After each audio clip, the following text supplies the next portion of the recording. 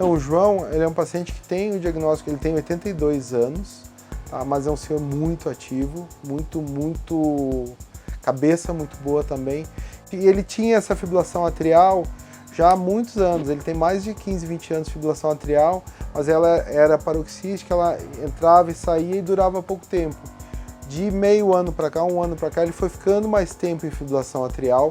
Ele chegou a ficar 12 horas, 14 horas em fibrilação atrial. Isso trazia cansaço para ele. Aí teve o pico da... Eu tinha o retorno, mas teve o pico da pandemia, eu voltei depois de 3 meses. Ele disse, olha, tá pior, sua arritmia é melhor fazer logo antes que o senhor tenha mais idade e aí tenha mais dificuldade da operação.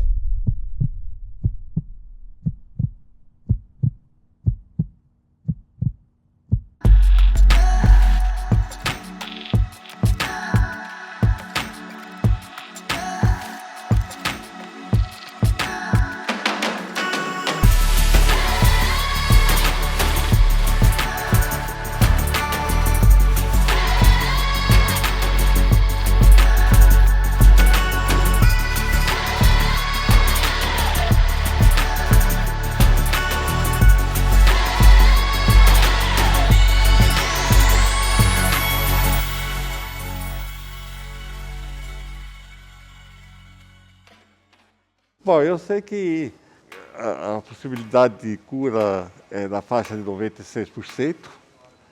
Eu vi na internet, levantei, tem os dados da internet sobre esse tipo de operação do próprio Incorta. E para mim eu não vejo problema nenhum. É um risco, mas é um risco que possivelmente vai valer a pena. Vou usar o termo cura, em alguns casos isso existe. Com ablação, por exemplo, se tem um foco arrítmico, eu posso eliminar aquele foco arrítmico e o paciente está curado. Depois da ablação, eu não precisei fazer mais nada. A ablação foi o suficiente para tirar a arritmia. Existem algumas outras que têm períodos de remissão e de exacerbação. Existem algumas que precisam de algum suporte para o coração funcionar normalmente, por exemplo, com marca-passo. Já na primeira cirurgia, o coração já tinha perdido um pouco do seu ritmo, né?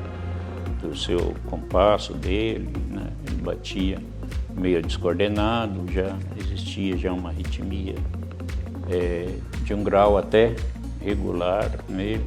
Na segunda ele complicou bem, foi aonde entrou o marca-passo.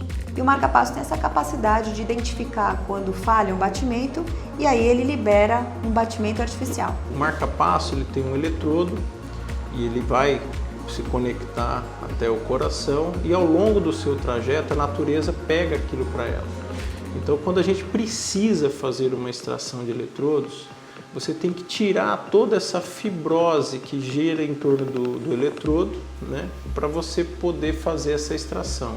E quando isso acontece? Quando às vezes tem fratura desse eletrodo, quando tem infecção de todo, a gente tem que tirar todo esse sistema. Então o fato da gente estar trabalhando com um procedimento altamente complexo, com risco de morte em sala, eu diria que é o procedimento hoje que gera a maior expectativa da equipe quando a gente entra para fazer.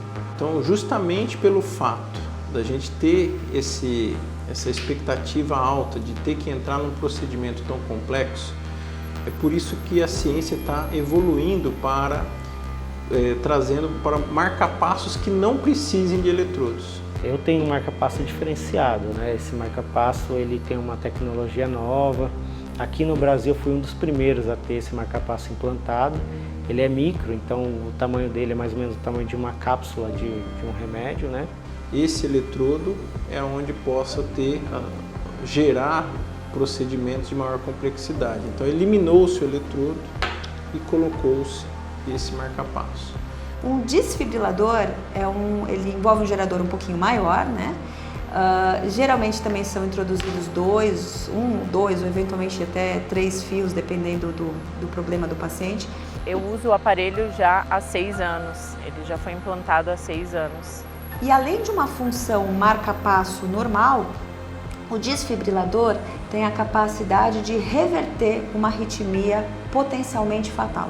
A esmagadora maioria, mais de 99% dos procedimentos realizados em intervenção em arritmologia se tratam de intervenções minimamente invasivas, quer seja, implante de marca-passo, implante de desfibrilador e ablação por catéter.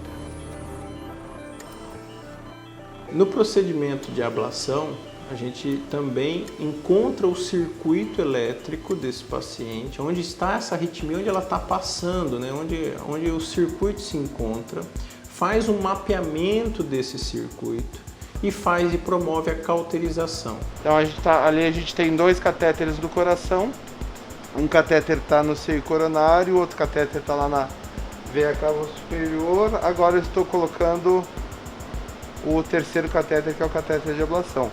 Então, através desses catéteres que a gente vai primeiro construir a anatomia dos átrios e depois fazer a ablação. E vai mexendo o catéter e vai construindo então a anatomia inicialmente do átrio direito, depois a gente vai para o átrio esquerdo.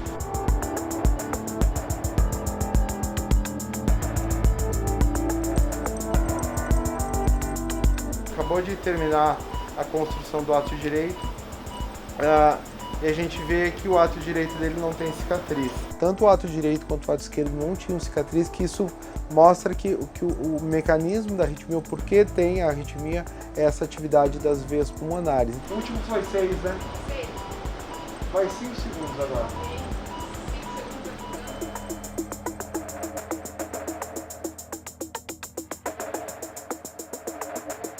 Isolou.